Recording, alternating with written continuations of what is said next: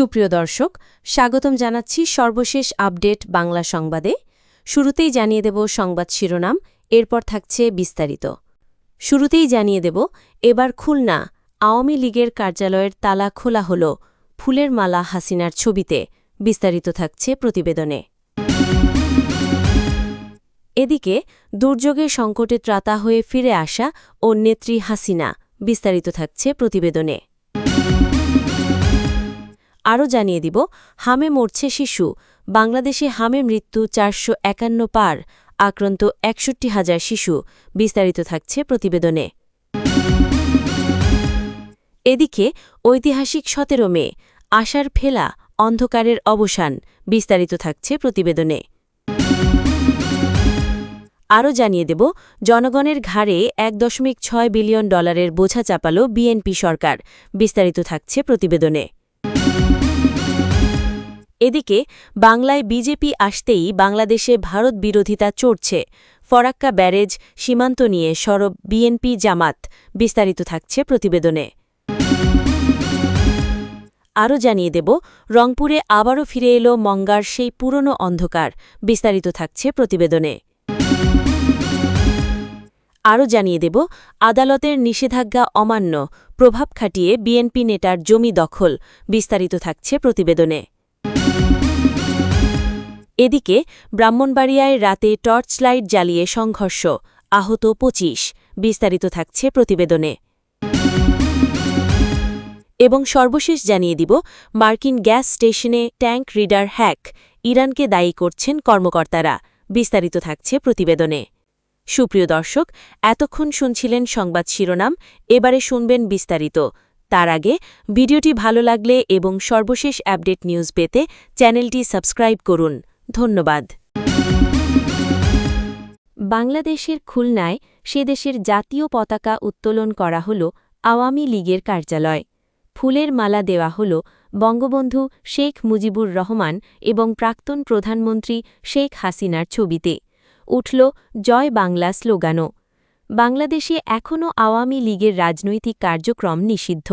2024 সালে ছাত্র জনতার আন্দোলনের পর থেকে খুলনায় আওয়ামী লীগের এই কার্যালয়টি দৃশ্যত পরিত্যক্ত অবস্থাতেই পড়েছিল। রবিবারে বিকেলে আচমকাই সেখান পৌঁছে যান আওয়ামী লীগের একদল নেতাকর্মী। তারাই সেখানে বাংলাদেশের জাতীয় পতাকা উত্তোলন করে মুজিবুর এবং হাসিনার ছবিতে মালা দেন। দলীয় কার্যালয়ে এই কর্মসূচিতে ছাত্রলীগের এক প্রাক্তন নেতাও উপস্থিত ছিলেন। নাম প্রকাশে অনিচ্ছুক ওই নেতা প্রথম আলোকে জানান, এই কর্মসূচির জন্য আলাদা কোনো আয়োজন করা হয়নি। কার্যালয়টি তালাবন্ধ অবস্থায় পড়েছিল, তাই বিকেলে তারা সেখানে গিয়ে তালা ভেঙে জাতীয় পতাকা উত্তোলন করেছেন। তার দাবি, দলীয় নির্দেশে নয়, নিচুতলার কর্মীরাই উদ্যোগী হয়ে এই পদক্ষেপ করেছেন। তিনি বলেন, আমাদের নিজেদের মধ্যে যোগাযোগ রয়েছে, আমরা ঐক্যবদ্ধই রয়েছি। যে কোনো কর্মসূচির জন্য আমরা তৈরি, শুধু ডাক বা নেতৃত্বের অপেক্ষা। রবিবারের এই ঘটনা প্রসঙ্গে খুলনা সদর থানা আওয়ামী লীগের সভাপতি সাইফুল ইসলামের বক্তব্য, এতদিন একটি অবৈধ সরকার ছিল, মৎস্যের রাজত্ব চলছিল। আমাদের রাজনৈতিক অধিকার আছে। এখন একটি রাজনৈতিক সরকার ক্ষমতায় এসেছে। আমরা মনে করি নির্বাচিত সরকার একটি বড় রাজনৈতিক দল হিসেবে আমাদের রাজনীতি করার সুযোগ দেবে। বস্তুত গত শুক্রবারই বাংলাদেশের পঞ্চগড় সদর উপজেলায় আওয়ামী লীগের স্থানীয় একটি কার্যালয়ের তালা খুলে দেওয়া হয়। সেখানে উপস্থিত ছিলেন পঞ্চগড় সদর উপজেলা বিএনপির সভাপতি আবু দাউদ প্রধান। বিএনপির ওই নেতা প্রথমে দাবি করেন, আওয়ামী লীগের কার্যালয়ের তালা খোলার সিদ্ধান্ত তার দলের নয়, ব্যক্তিগত উদ্যোগেই এই কাজ করেছেন তিনি। যদিও পরে তিনি দাবি করেন, যে ঘরের তালা খোলা হয়েছে তাকে তিনি গুদামঘর বলে জানতেন। সেখানে আওয়ামী লীগের কার্যালয় রয়েছে বলে কোনো খবরই ছিল না তার কাছে। 1975 সালে জাতির জনক বঙ্গবন্ধু শেখ মুজিবুর রহমানকে সপরিবারে হত্যা করা হয়। জেলখানায় জাতীয় 4 নেতাকে হত্যা করা হয়। সারা দেশে আওয়ামী লীগ নেতাকর্মীদের উপর নেমে আসে বর্বর নির্যাতন। হত্যা, গুম খুন, জেল জুলুম হয় নিত্যসঙ্গী। দেশব্যাপী এমন এক ভীতিকর অবস্থার সৃষ্টি করা হয় যেখানে কেউ বঙ্গবন্ধু বা আওয়ামী লীগের নাম পর্যন্ত উচ্চারণ করার সাহস পেত না। বঙ্গবন্ধুর খুনি ও তাদের পৃষ্ঠপোষকেরা আওয়ামী লীগকে নিশ্চিহ্ন করার জন্য সব ধরনের অপচেষ্টাই চালিয়ে যায়। নেতাকর্মীরা ছিল হতাশ এবং দিশাহীন। এমন পরিস্থিতিতে ১৯৮১ সালের ১৭ই মে জীবনের ঝুঁকি নিয়ে বঙ্গবন্ধু কন্যা শেখ হাসিনা দেশে ফিরে এসেছিলেন। শুধু আওয়ামী লীগের নেতাকর্মীরা নয়, বাঙালি জাতিসত্তায় বিশ্বাসী প্রতিটি মানুষ সেদিন নতুন প্রেরণা খুঁজে পেয়েছিলেন, নতুন করে ঘুরে দাঁড়ানোর প্রত্যয় খুঁজে পেয়েছিলেন। তাই বাঙালি জাতির ইতিহাসে এই দিনটি স্মরণীয় হয়ে আছে এবং থাকবে। ১৯৭১ সালে একটি রক্তক্ষয়ী মুক্তিযুদ্ধের মধ্য দিয়ে এই দেশ স্বাধীনতা অর্জন করে। কিন্তু স্বাধীনতার পর পরাজিত শক্তি ও বিশ্বাসঘাতকেরা মিলে গোপন ষড়যন্ত্রে মেতে ওঠে। দেশি বিদেশি সেই ষড়যন্ত্রের কারণে স্বাধীনতার মাত্র ৩.৫ বছরের মধ্যে ১৯৭৫ সালের ১৫ই আগস্ট জাতির জনক বঙ্গবন্ধু শেখ মুজিবুর রহমানকে জীবন দিতে হয়। হত্যা করা হয় সেদিন ধানমন্ডি ৩২ নম্বরের বাড়িতে উপস্থিত পরিবারের সব সদস্যকে। সে রাতে হত্যা করা হয় আওয়ামী লীগের আরও অনেক নেতাকে। মুক্তিযুদ্ধে পরাজিত শক্তির আস্ফালন শুরু হয় চতুর্দিকে। সান্ধ্য আইন আর ট্যাঙ্ক কামানের টহল দেখে মানুষ ভীত সন্ত্রস্ত হয়ে পড়ে। কথা বলতেও ভয় পেত মানুষ। সেই অবরুদ্ধ দিনের অর্গল খুলে যায় ১৯৮১ সালের ১৭ই মে। এ যেন অনেকটাই গ্রিক পুরাণের বীর প্রমিথিউসের গল্প নতুন করে ফিরে আসা। সেই অনেক অনেক দিন আগের কথা। অলিম্পাসের চূড়ায় জিউস সহ যেসব দেবতার বাস ছিল তাদের স্বেচ্ছাচারিতার বিরুদ্ধে মাথা তুলে দাঁড়িয়েছিল টাইটানরা। কিন্তু দেবতাদের মতো অত ক্ষমতা না থাকায় যুদ্ধে শেষ পর্যন্ত পরাজিত হতে হয়েছিল তাদের। পরাজিত টাইটানদের বন্দী করা হয়েছিল এমন এক জায়গায় যেন তারা আর ফিরে আসতে না পারে। প্রমিথিউস ছিলেন এরকম এক টাইটানের ছেলে। প্রমিথিউস আর তার ভাই এপিমেথিউসকে বন্দী না করে জিউস তার সঙ্গেই রেখেছিলেন। কিন্তু প্রমিথিউসের কোনো ইচ্ছা ছিল না অলিম্পাসে থাকার। তিনি তার ভাইকে নিয়ে পৃথিবীতে নেমে এসেছিলেন। তখন মানুষ সুখে ছিল না। প্রমিথিউসের মন খারাপ হল। তিনি চিন্তা করে দেখলেন যে মানুষের কাছে যদি আগুন থাকত তাহলে তো এরকম করে জীবন কাটাতে হতো না। অনেক চিন্তা করে প্রমিথিউস জিউসের কাছে গিয়ে মানুষের জন্য আগুন চাইলেন, কিন্তু জিউস স্রেফ না করে দিলেন। কারণ দেখালেন যে আগুন পেলে মানুষ ক্রমেই শক্তিশালী হয়ে উঠবে এবং একসময় তাদের বিরুদ্ধে অস্ত্র হাতে দাঁড়াবে। প্রমিথিউস দুঃখ পেলেও আর কিছু না বলে চলে এলেন, কিন্তু মনে মনে দৃঢ় সিদ্ধান্ত নিলেন মানুষকে তিনি আগুন এনে দেবেনই। এই ভেবে প্রমিথিউস একদিন রওনা হলেন পূর্ব দিকে, যেদিক দিয়ে সূর্য ওঠে। পূর্ব দিকের সর্বশেষ প্রান্তে পৌঁছে তিনি দেখলেন যে সূর্য তার সারা দিনের পথ পরিক্রমার জন্য প্রস্তুত হচ্ছে। তখনও পুরো তেজ নিয়ে জ্বলা শুরু করেনি। সুযোগ বুঝে প্রমিথিউস সূর্যের এক কোণা ভেঙে নিয়ে চলে এলেন। মানুষের কাছে এসে তিনি আগুন ধরিয়ে দেখালেন। আগুন কিভাবে জ্বালাতে হয়, কিভাবে আগুন দিয়ে রান্না করে খেতে হয় তা শেখালেন। এর পাশাপাশি চাষাবাদ, হাতিয়ার তৈরি থেকে আরও অনেক কিছু শিখিয়ে দিলেন। মানুষ স্যাঁতস্যাঁতে অন্ধকার গুহা ছেড়ে বাইরে থাকা শুরু করল, ঘরবাড়ি বানানো শিখল। মানুষ মাথা তুলে দাঁড়াল।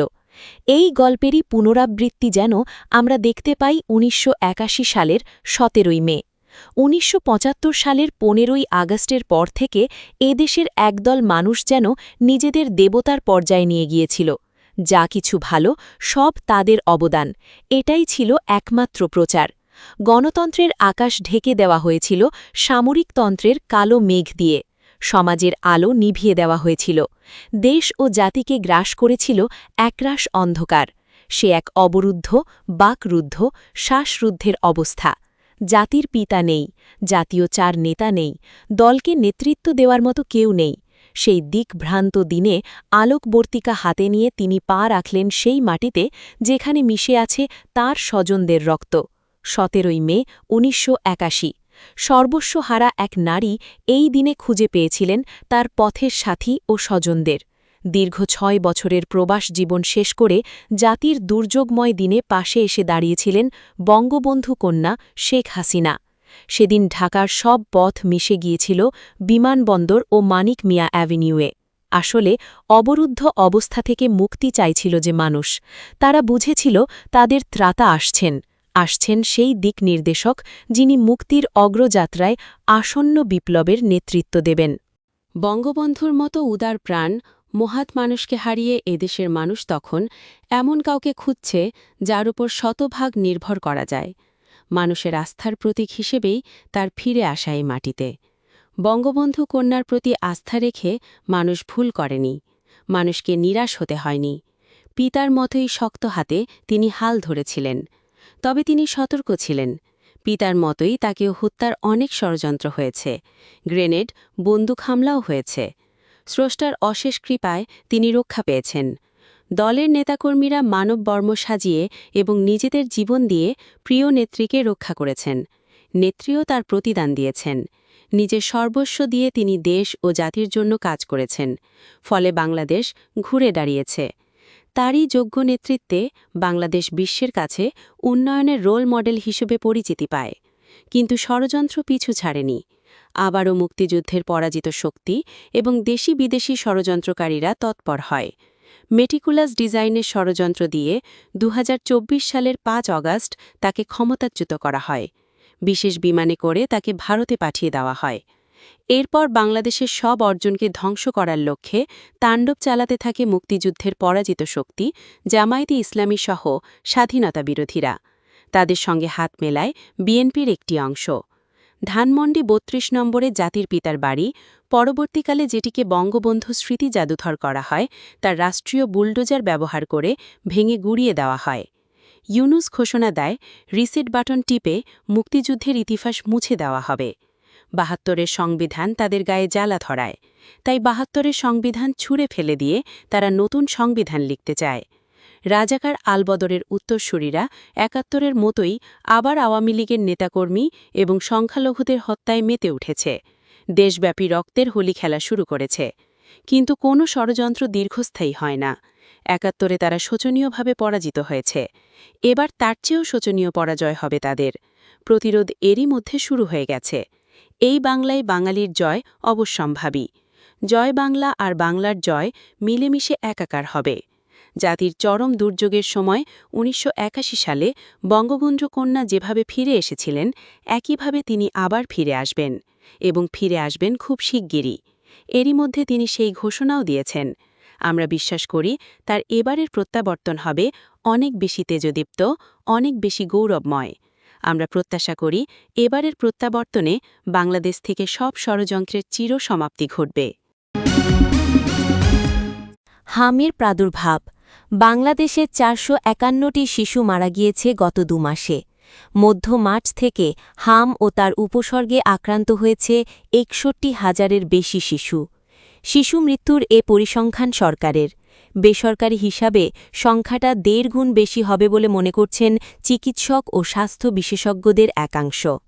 স্বাস্থ্য অধিদপ্তর থেকে জানানো হয়েছে, গত বৃহস্পতিবার সকাল থেকে শুক্রবার সকাল পর্যন্ত ২৪ ঘণ্টায় গোটা দেশে হাম ও হামের উপসর্গে আরও ১২ জনের মৃত্যু হয়েছে।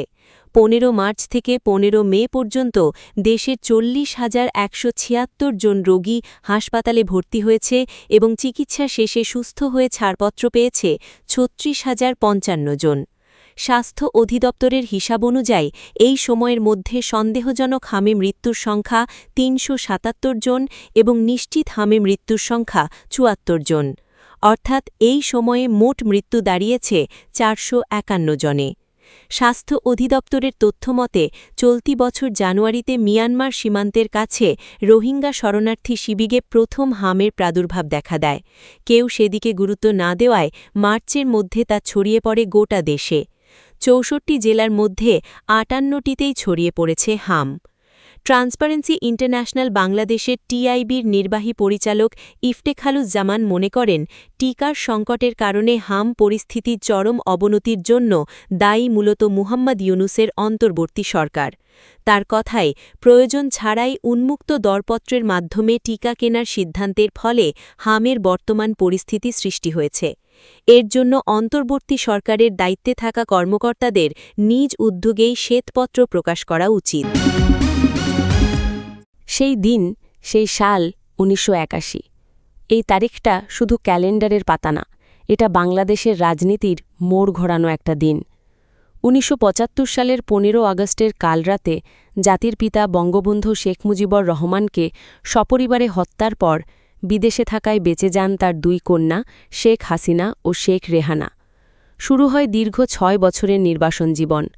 ১৯৮১ সালের ১৪ থেকে ১৬ ফেব্রুয়ারি আওয়ামী লীগের জাতীয় সম্মেলনে অনুপস্থিতেই শেখ হাসিনাকে দলের সভাপতি নির্বাচিত করা হয়। সামরিক শাসকের রক্তচক্ষু আর নিষেধাজ্ঞা উপেক্ষা করে তিনি ফিরে আসেন ১৭ মে ১৯৮১ বিকাল ৪:৩০টায়। জনসমুদ্রে ভাসা ঢাকা। সেদিন ঢাকা পরিণত হয় মিছিলের নগরীতে। ঝড় বৃষ্টি, দুর্যোগপূর্ণ আবহাওয়াও লাখ লাখ মানুষকে আটকাতে পারেনি। কুর্মিটোলা বিমানবন্দর আর শেরেবাংলা নগর পরিণত হয় জনসমুদ্রে। আকাশ বাতাস কাঁপছিল একটাই ধ্বনিতে, জয় বাংলা, জয় বঙ্গবন্ধু। বেলা ৪:৩২ শেখ হাসিনা বিমান থেকে নেমে আসেন। জনতার স্রোত ঠেলে ট্রাকে উঠতে সময় লাগে ৩ ঘণ্টা। সন্ধ্যা ৭:৩০টায় গণসংবর্ধনা মঞ্চে দাঁড়িয়ে তিনি বলেন, সব হারিয়ে আমি আপনাদের মাঝে এসেছি। জাতির পিতার হত্যার প্রতিশোধ গ্রহণে আমি জীবন উৎসর্গ করতে চাই। আবেগ। ফেরাটা শুধু ব্যক্তির না, আদর্শের। এটা শুধু শেখ হাসিনার স্বদেশ প্রত্যাবর্তন ছিল না, এটা ছিল বঙ্গবন্ধুর আদর্শের প্রত্যাবর্তন। ১৫ আগস্টের পর বাঙালি জাতির ওপর নেমে এসেছিল ঘোর অমানিসা। মুক্তিযুদ্ধের চেতনাকে ভুলুণ্ঠিত করার চেষ্টা চলছিল। ঠিক সেই ক্রান্তিলগ্নে শেখ হাসিনার ফেরা ছিল একটা আলোর রেখা। জনতা বলছিল, হাসিনা, তোমায় কথা দিলাম, পিতৃহত্যার বদলা নেব। সেটা ছিল প্রতিশোধের কথা না, ছিল ন্যায় বিচার আর গণতন্ত্র ফিরিয়ে আনার শপথ। বিশ্লেষণ। ১৭ মেয়ের ঐতিহাসিক তাৎপর্য। রাজনৈতিক নেতৃত্বের পুনর্জন্ম।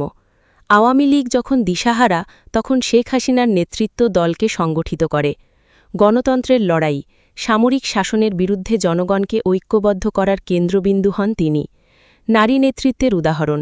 পুরুষতান্ত্রিক রাজনীতির মাঠে একজন নারী হিসেবে তিনি সাহসের প্রতীক হয়ে ওঠেন। আজকের বাংলাদেশ, ৪০ বছর পর আজকের উন্নয়ন, ডিজিটাল বাংলাদেশ, নারীর ক্ষমতায়ন, এই সবের ভিত্তি তৈরি হয়েছিল সেই ১৭ মেয়ের সিদ্ধান্তে। গত ২৮ এপ্রিল পরিকল্পনা মন্ত্রণালয়ে বসে বিএনপি সরকার যা করল, সেটা সহজ বাংলায় বললে দাঁড়ায় ভবিষ্যৎ প্রজন্মের কাঁধে আরও একটা ভারী পাথর তুলে দেওয়া হলো। $১.৬ বিলিয়ন নন কনসেশনাল অর্থাৎ কঠিন শর্তের ঋণ অনুমোদন দিয়েছে তারা। যারা একটু হিসাব বোঝেন তারা জানেন, নন কনসেশনাল ঋণ মানে বাজার দরের কাছাকাছি সুদ, কম গ্রেস পিরিয়ড আর দ্রুত শোধ করার চাপ। সহজ কথায়, এই ঋণ বাংলাদেশের মতো দেশের জন্য মোটেই আরামদায়ক না। এডিবি থেকে $৪৫০ মিলিয়ন নেওয়া হচ্ছে ৪.১৩% সুদে, মেয়াদ মাত্র ১৫ বছর। এআইআইবি দিচ্ছে $২৫০ মিলিয়ন, সুদ প্রায় ৫.০৮%। ওএফআইডি থেকে ১০০ মিলিয়ন, সুদ ৩.৫%-এর ওপরে। এগুলোর গ্র্যান্ট এলিমেন্ট দেখলে গায়ে কাটা দেয়। এআইআইবির ক্ষেত্রে তা ঋণাত্মক, মানে এটা ঋণ না, এটা প্রায় বাণিজ্যিক ধার। এখন প্রশ্ন হলো, এই টাকা কোথায় যাচ্ছে?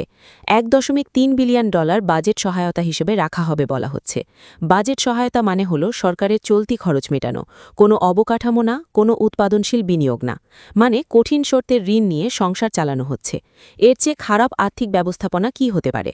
ফেব্রুয়ারির ১২ তারিখে যে নির্বাচন হলো, সেটা নিয়ে দেশের মানুষ কি ভাবে সেটা সবাই জানে। বড় দলগুলো ছিল না, মানুষ ভোট দিতে যায়নি। সেই নির্বাচনে জিতে আসা সরকার এখন দেশের হয়ে কোটি কোটি ডলারের ঋণ চুক্তি করছে কঠিন শর্তে। যে সরকারের বৈধতা নিয়েই প্রশ্ন আছে, সেই সরকার দেশকে দশকের পর দশকের ঋণের জালে জড়িয়ে দিচ্ছে। ২০০১ থেকে ২০০৬ বিএনপির সেই শাসনামলে যারা ছিলেন তারা ভুলে যাননি কিভাবে দেশের অর্থনীতিকে ঝাঁঝরা করে ফেলা হয়েছিল। হাওয়া ভবনের ছায়ায় দেশ চলত। দুর্নীতিতে পরপর ৫ বার বিশ্ব চ্যাম্পিয়ন হওয়া ছিল সেই আমলের অর্জন। সেই একই দলের হাতে এখন আবার দেশের অর্থনীতি, আর তারা শুরু করেছে সেই পুরনো কায়দায়, ঋণ করো, খরচ চালাও, ভবিষ্যতের চিন্তা পরে। আমির খসরু মাহমুদ চৌধুরী সভাপতিত্ব করে এই ঋণগুলো পাশ করিয়েছেন। নামটা বড়, কিন্তু দায়িত্বটা যে কতটা ভারী সেটা তারা বুঝছেন কিনা সন্দেহ। বাজেট সহায়তার জন্য বাণিজ্যিক হারে ঋণ নেওয়া, এটা কোনো সুশাসনের লক্ষণ না।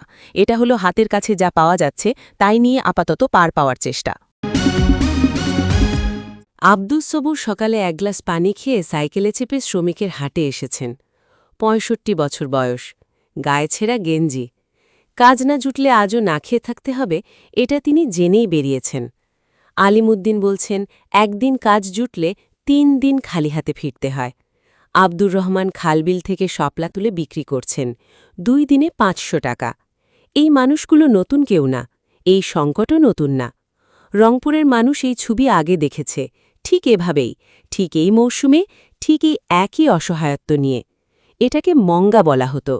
2001 থেকে 2006 বিএনপির শাসনামলে উত্তরবঙ্গের এই মঙ্গা ছিল প্রতি বছরের নিয়মিত বাস্তবতা।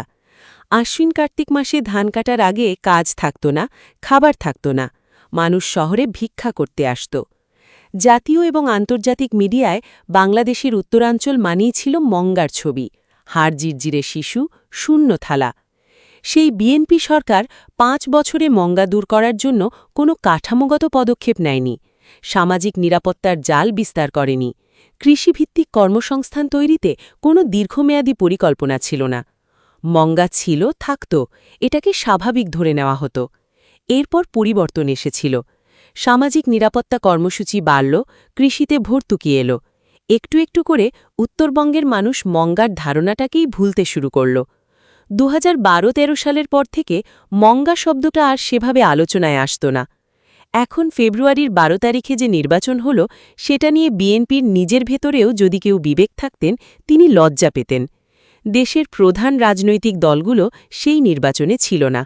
সাধারণ মানুষ কেন্দ্রে যায়নি। যে ভোট হয়েছে সেটা একটা আনুষ্ঠানিকতা মাত্র, ক্ষমতায় বসার একটা অবৈধ নকশা। এই নকশার উপর ভর করে যে মন্ত্রিসভা গঠিত হয়েছে, তাদের কাছে রংপুরের আব্দুস সবুরের জবাবদিহি চাওয়ার কোনো গণতান্ত্রিক ভিত্তি নেই, কারণ তারা জনগণের ভোটে আসেননি। কিন্তু ক্ষমতায় তো আছেন, এবং ক্ষমতায় থেকে কি করছেন? রংপুরে 2 লাখ কৃষি শ্রমিক, তিস্তার চর, গঙ্গাচড়া, কাউনিয়া, তারাগঞ্জের মানুষ বছরের একটা নির্দিষ্ট সময় কাজ পায় না, এটা দশকের পর দশক ধরে জানা। এই সমস্যার সমাধানে কৃষিভিত্তিক শিল্প দরকার, গ্রামীণ কর্মসংস্থান দরকার, সামাজিক সুরক্ষা দরকার। বেগম রোকেয়া বিশ্ববিদ্যালয়ের ডক্টর তুহিন ওয়াদুদ এই কথা বলছেন, অর্থনীতিবিদরা বলছেন, মাঠের মানুষ নিজেই বলছেন। বাগেরহাটের রামপালে আদালতের অস্থায়ী নিষেধাজ্ঞা উপেক্ষা করে বিরোধপূর্ণ জমি দখল করে ভবন নির্মাণের কাজ চালিয়ে যাওয়ার অভিযোগ উঠেছে ইসরাফিল শেখ নামের স্থানীয় এক বিএনপি নেতার বিরুদ্ধে।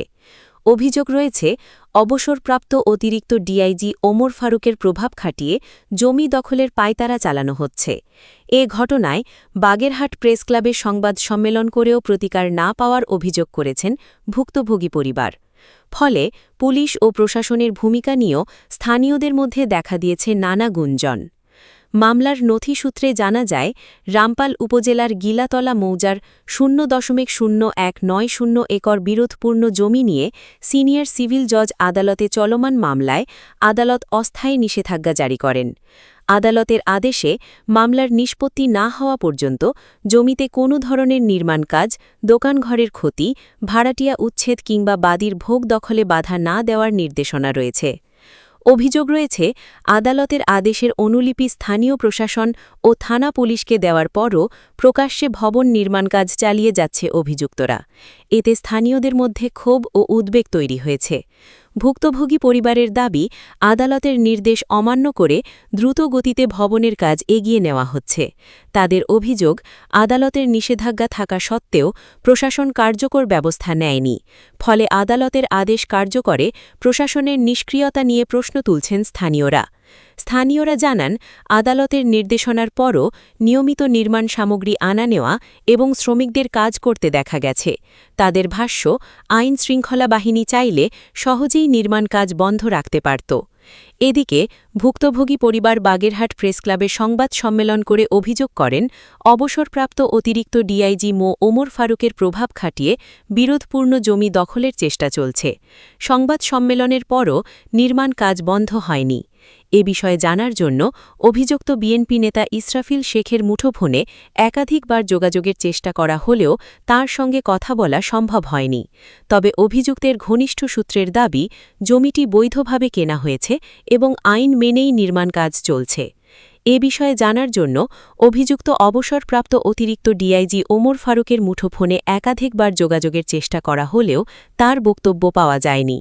রামপাল সিনিয়র সিভিল জজ আদালতের আদেশ সূত্রে জানা যায়, মামলার চূড়ান্ত নিষ্পত্তি না হওয়া পর্যন্ত বিবাদী পক্ষ বিরোধপূর্ণ জমিতে কোনো ধরনের হস্তক্ষেপ করতে পারবে না। এ বিষয়ে সচেতন মহল বলছে, আদালতের নির্দেশনা অমান্য করে প্রকাশ্যে এমন নির্মাণ কাজ চলতে থাকলে তা আইনের শাসনের প্রতি বড় ধরনের চ্যালেঞ্জ হয়ে দাঁড়াতে পারে। ব্রাহ্মণবাড়িয়ার সরাইলে রাতের বেলায় টর্চ লাইট জ্বালিয়ে সংঘর্ষে ২৫ জন আহত হয়েছে। শুক্রবার রাতে গাড়ির হর্ন বাজানো নিয়ে উপজেলার চুনটা এলাকায় এই সংঘর্ষের ঘটনা ঘটে। আহতরা উপজেলা স্বাস্থ্য কমপ্লেক্স সহ বিভিন্ন হাসপাতালে চিকিৎসা নিয়েছেন। পুলিশ ও স্থানীয়রা জানান, সন্ধ্যায় গ্রামের মাইক্রোচালক মোহাম্মদ জয় পাঠানপাড়া এলাকায় অতিক্রম করার সময় হর্ন বাজান। এ নিয়ে কথা কাটাকাটি হয়। এই ঘটনাকে কেন্দ্র করে রাতে পাঠানপাড়া ও আলীনগর গ্রামের লোকজন অস্ত্রশস্ত্র নিয়ে সংঘর্ষে জড়িয়ে পড়ে। এ সময় টর্চ লাইটের আলো জ্বালিয়ে ইট পাটকেল নিক্ষেপ ও ধাওয়া পাল্টা ধাওয়া চলে। এ বিষয়ে সরাইল থানার ভারপ্রাপ্ত কর্মকর্তা মঞ্জুর কাদের ভূঁইয়া জানান, খবর পেয়ে পুলিশ ঘটনাস্থলে পৌঁছে পরিস্থিতি নিয়ন্ত্রণে আনে। যুক্তরাষ্ট্রের বিভিন্ন অঙ্গরাজ্যের গ্যাস স্টেশনগুলোর জ্বালানি সংরক্ষণ ট্যাঙ্ক পর্যবেক্ষণ ব্যবস্থায় অটোমেটিক ট্যাঙ্ক গেজ এটিজি সম্প্রতি সাইবার অনুপ্রবেশের ঘটনা ঘটেছে। দেশটির কর্মকর্তারা সন্দেহ করছেন, এই হামলার পেছনে রয়েছে ইরান সমর্থিত হ্যাকাররা। বিষয়টি সম্পর্কে জানা সূত্রে বলা হয়, হ্যাকাররা অনেক ক্ষেত্রেই ইন্টারনেটে উন্মুক্ত এবং পাসওয়ার্ড সুরক্ষাহীন অবস্থায় থাকা এটিজি সিস্টেমে প্রবেশ করতে সক্ষম হয়েছে। কিছু ক্ষেত্রে তারা ট্যাঙ্কে প্রদর্শিত জ্বালানির তথ্য পরিবর্তন করতে পারলেও প্রকৃত জ্বালানির পরিমাণে কোনো ক্ষতি করেনি। তদন্তে থাকা সূত্রগুলো বলছে, অতীতে ইরান একই ধরনের জ্বালানি অবকাঠামোকে লক্ষ্যবস্তু করেছিল। তবে পর্যাপ্ত ফরেনসিক প্রমাণ না থাকায় নিশ্চিতভাবে দায়ী পক্ষ শনাক্ত করা এখনও কঠিন। যদি ইরানের সম্পৃক্ততে প্রমাণিত হয়, তবে এটি যুক্তরাষ্ট্রের গুরুত্বপূর্ণ অবকাঠামোর বিরুদ্ধে তেহরানের আরেকটি সাইবার হুমকি হিসেবে গণ্য হবে। বিশ্লেষকরা মনে করেন, ইরান ইসরায়েল যুদ্ধের প্রেক্ষাপটে যুক্তরাষ্ট্রের সরাসরি সামরিক হামলার সীমিত সক্ষমতার কারণে সাইবার হামলাকে বিকল্প কৌশল হিসেবে দেখা হচ্ছে।